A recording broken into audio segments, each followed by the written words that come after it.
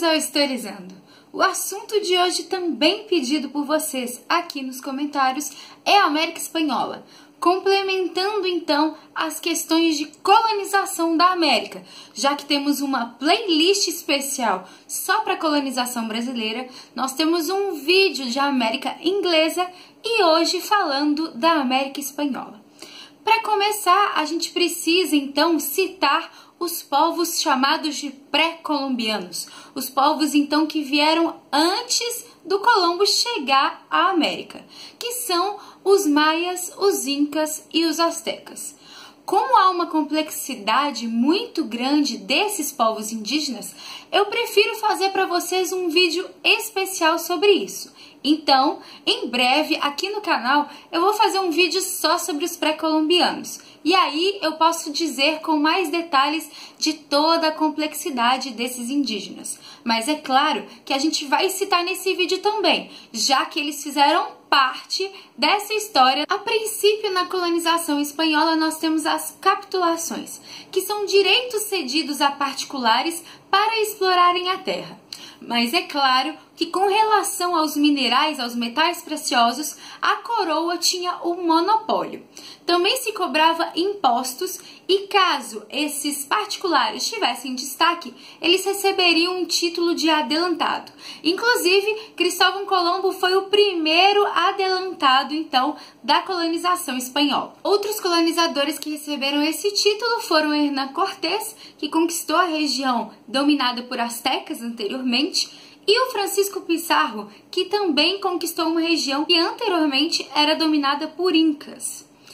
Uma das coisas que a gente tem que pensar com relação à colonização espanhola são fatores que vão favorecer os espanhóis com relação aos indígenas, já que a gente tinha diversas sociedades complexas na América Espanhola e mesmo assim os espanhóis conseguem impor sua cultura e sua religião.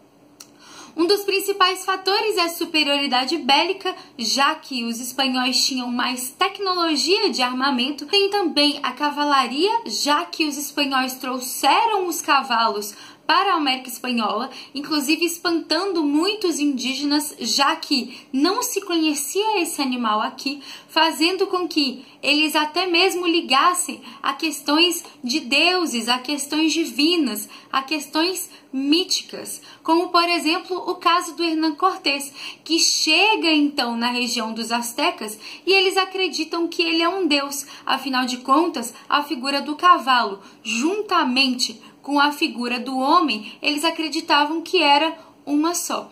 Essa questão das crenças também vai facilitar, e as doenças, já que o sistema imunológico do indígena era muito diferente do sistema imunológico europeu, então eles ficam mais frágeis com esse contato, fazendo com que eles ficassem doentes e morressem em grande quantidade. A varíola é um dos exemplos mais conhecidos nesse caso. Com a descoberta de jazidas de prata na região do Alto Peru, a coroa espanhola então prefere um maior controle em cima de suas colônias, sendo um dos fatores mais diferenciados se a gente for parar para pensar em outros tipos de colonização. Por isso, a coroa espanhola então retira poderes dos adelantados e forma órgãos de administração para essas colônias. O primeiro órgão é a Casa de Contratação, que tem sede na Espanha mesmo. Essa Casa de Contratação vai fazer então a administração colonial e controlar as questões dos impostos. A Casa de Contratação vai fazer com que eu tenha uma frota de navios para evitar a pirataria, problema muito comum nessa época, como a gente já viu em vários vídeos aqui no Historizando, e também a política do Porto Único, fazendo com que todas as questões que saíssem da América Espanhola chegassem num único porto na Espanha. Outro órgão de controle é a Companhia das Índias, que vai nomear funcionários para a América Espanhola. Também tem controle econômico e tem controle do executivo, legislativo e judiciário na colônia. Para se ter um maior controle, a Espanha também vai fazer divisão de vice-reinos em suas colônias. Então nós temos o vice-reino Nova Granada, Nova Espanha, Peru e Prata. Esses vice-reinos são controlados pelas audiências. Audiências essas que têm funcionários nomeados pelo rei para controlar cada vice-reino. Por isso, se a gente for comparar com outras colonizações, nós temos uma maior organização. Isso se deve, é claro, à preocupação com os metais preciosos na colônia. A divisão são as capitanias, como por exemplo Cuba, Guatemala, Chile, entre outras, e essas capitanias são controladas pelo vice-reino. Finalmente, nós temos a menor subdivisão, que são os controles locais. São feitos pelos cabildos ou ayuntamentos. Esses cabildos vão controlar, então, vilas e cidades. É a menor subdivisão desse controle, dessa administração colonial. Outro fator importante para a política da América Espanhola é que, diferentemente da América Portuguesa, foram criadas universidades na colônia. Isso tudo para abrigar uma elite branca, já que muitos espanhóis e filhos de espanhóis vão estudar nessas universidades. Sobre a economia, a principal atividade realizada é a mineração, graças então a descobertas de inúmeras minas, principalmente de prata, e começa nas Ilhas Caribenhas no século XV e XVI. Esse princípio também conta com um trabalho chamado encomenda. Essa encomenda é uma exploração então dos nativos. Em troca, eles dariam a catequização para os indígenas. Então, a encomenda é chamado de trabalho compulsório, um trabalho obrigatório, mas não pode ser comparado com a escravidão. Teve também a escravidão dos indígenas a princípio, porém a coroa proíbe esse trabalho. E aí nós temos o sistema de encomenda e também o sistema da mita. A mita vai ser então um trabalho que eles se inspiraram nos próprios indígenas para realizar, já que os indígenas já tinham esse trabalho em que se revezava, um revezamento entre os próprios indígenas. A mita vai funcionar dessa forma. Na maioria das vezes era para trabalhar nas minas, então os indígenas trabalhavam por um determinado tempo, ganhavam uma quantidade irrisória apenas para subsistência, mas depois voltavam para suas aldeias e aí iam outros indígenas trabalharem nessas minas, fazendo com que seja um trabalho de revezamento. Então nós temos a encomenda e a mita como dois tipos de trabalho muito conhecidos na América Espanhola. A encomenda também foi utilizada nas haciendas, que são então fazendas de plantação, mas a gente não pode se enganar, o trabalho escravo também foi presente na América Espanhola, por isso a escravidão negra foi também importante para a colonização espanhola. Porém, caso a gente compare com as outras colonizações, o trabalho indígena vai ser muito mais importante na América Espanhola. Sobre a sociedade também temos uma divisão peculiar. Primeiro nós temos os chapetones, que são os espanhóis, e por serem espanhóis, têm funções administrativas muito mais importantes. Nós temos os crioulos, que são então descendentes de espanhóis, filhos dos espanhóis, que têm também uma participação relevante, mas em comparação aos chapetones, os crioulos têm cargos apenas regionais, apenas locais, fazendo com que os chapetones tivessem um maior controle das colônias.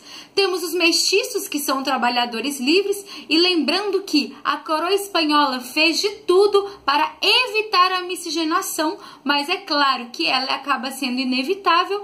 Porém, se formos comparar com a América Portuguesa, na América Espanhola teve muito menos miscigenação. E na inglesa também, fazendo com que a América Portuguesa seja campeã de miscigenação. Afinal de contas, o nosso país é um dos mais miscigenados do mundo. Mas continuando, os indígenas e escravos, que ocupam uma posição de explorados, já que os indígenas exerciam trabalhos muitas vezes compulsórios e os escravos eu nem preciso falar, não é mesmo? Escravizados, tratados como objetos e muitas vezes tratados com muita violência. É claro que a escravidão negra também gerou muitos lucros para a América Espanhola. Para finalizar, no século XVIII acontecem as reformas borbônicas. Graças à nova família real espanhola, que são os Bourbons, vão acontecer algumas mudanças na Espanha e nas colônias espanholas. A primeira delas é a eliminação da política do porto único e das frotas que tinham antes com a casa de contratação, tudo isso para dinamizar o comércio e facilitar as questões comerciais entre coroa e colônia. Também temos aumento de impostos e aumento de controle na colonização espanhola, fazendo com que os cabildos, que eram poderes regionais, fossem diminuídos e automaticamente fazendo com que os crioulos perdessem força política, coisa que eles já tinham muito pouco, como a gente viu, já que os chapetones tinham maiores poderes de administração. E é por isso que, graças a essas reformas borbônicas, junto com outros fatores, como, por exemplo, o bloqueio continental e o Napoleão Bonaparte, vão influenciar as independências na América Espanhola. Independências essas que são muito diferenciadas, já que são separadas. Diferentemente da América Inglesa, que de 13 colônias virou Estados Unidos, ou de América Portuguesa, que vira Brasil, na América Espanhola nós temos a formação de inúmeros países. Mas isso é assunto para o próximo vídeo e eu espero que vocês continuem me acompanhando para a gente conversar cada vez mais sobre isso. Eu espero que vocês tenham gostado. Se você gostou, curte aqui embaixo. Se você tem alguma sugestão, algum comentário, alguma dúvida, fique à vontade, o Historizando é nosso. Ativa o sininho para receber as notificações. Se inscreve no canal se você não é inscrito. Afinal, nós temos mais de 4.000 seguidores e eu espero que continue assim. Qualquer coisa, me procurem no Facebook com a página do Historizando ou no meu Instagram. Muito obrigada pela atenção, um beijo e até a próxima!